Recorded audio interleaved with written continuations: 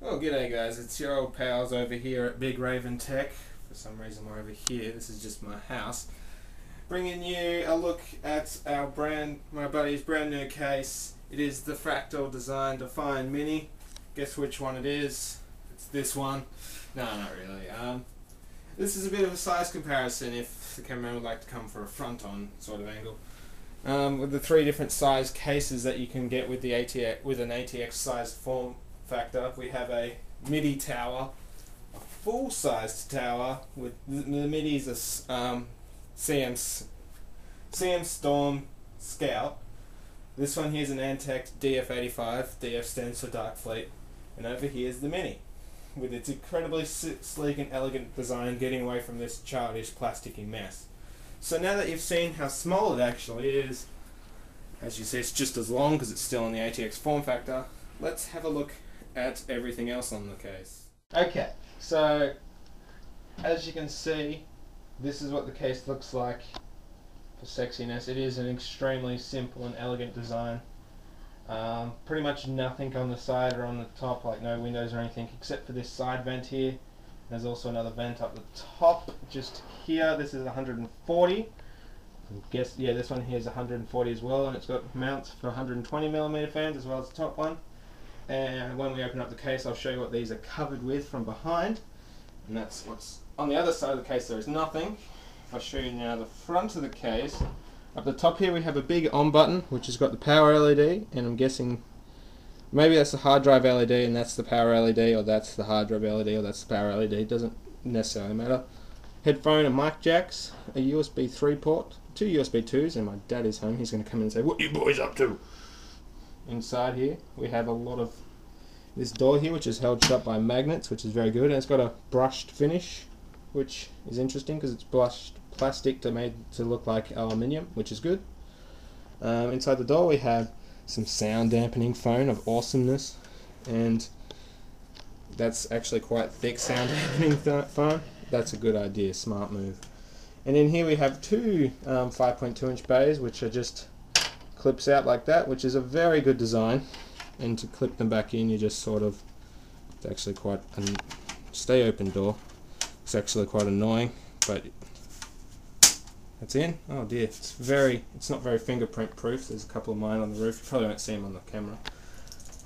Okay, and here we have two 120mm fan spots, which you just push to unlock and open. The top one has a pre-installed fan in it.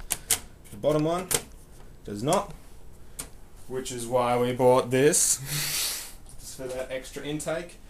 If we close that all back up, I was about to say, also mention the dust filters. yeah, they're both heavily dust filtered.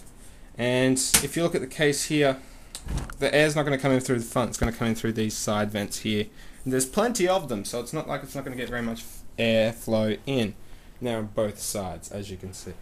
Now if we turn the case around completely to see the back side, as you can see, at the top here we've got two water cooling, two grommets. I hope they're not for water cooling, because can you imagine how ugly an external radiator would look on this thing? Seriously. Anybody, and they're also very small, like these are probably 3/8. Could finger them grommets. And over here we have 4 expansion slots, showing that it is only MATX form factor, a standard ATX power supply bracket, and an extra bracket over here for a fan controller, or something like what the Storm has with a peripheral lock. And now I'm going to open up the chassis. Show the underside of it. Oh yes, can't forget the bottom. It's a very light case actually, which is good. On the bottom we have this giant fan filter, which, if I can remember, it's easy to remove, and you have a fan slot for the power supply and an extra 120, I assume, millimeter fan with some very nice metal actually and rubber case feet. And now I'm going to put this back in. That's actually a very good, this is washable as well, very good air filter. If I can pick it back up using my magic of muscles. And we'll open it up, taking off these two black thumb screws. You can do the other one. Yeah, oh dear. And that took like a month and a half to get out because they decided that tighter is better, which it is. Oh. Okay, so as you can see on the inside of the door there is some very, very thick, smelly, fabric covered tar sound dampening material, which really does smell, if you can sniff it, which we'll just have to get we'll send you a sample. And this is the Moji vents, which cover up all of these two fans, like this one here and the one on top, which is a removable sound dampening thing. So you can either have this here for to get extra air in for your video card, which you shouldn't need if you've got a good video card cooler, or you can just completely shut it off so no sound should escape through there, unlike in my case, where as you can see it's got these big fan grills here, which also create a lot of turbulence. And also these holes here for the screws, they're too big, so the screws fall out. So what's the point, seriously?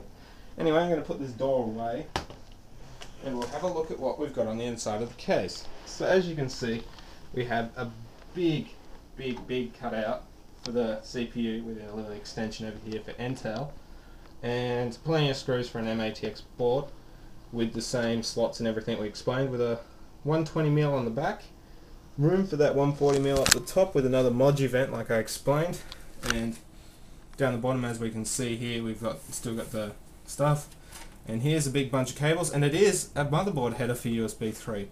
That is very good. That's a big improvement over a lot of other cases which had a USB that travels out one of these grommets and plugs into the back of the board, which means that these grommets are for liquid cooling, which is just sad.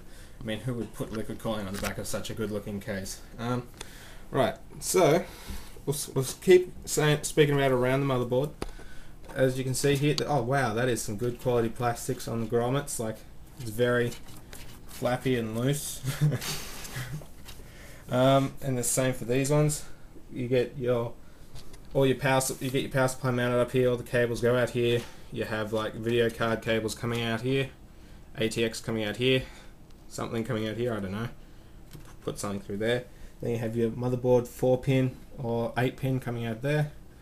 And like, you'd have probably the SATA cables come through here to plug into the CD drives and have your SATA cables go out there. Wow, the HD audio thing is yellow. So let's have a look at these cables next. Okay, it's got a pretty shoddy quality thing like normal, which is good. I mean, why would they use a good quality cable tie the cables in temporary? You got your USB 3 cable, which is much better than one going into the back, because we do have motherboards with them now. And you've got, these are all mixed up. You've got the single USB, which is all that will be needed. The HD audio, as well as AC97. That's yellow, which is strange.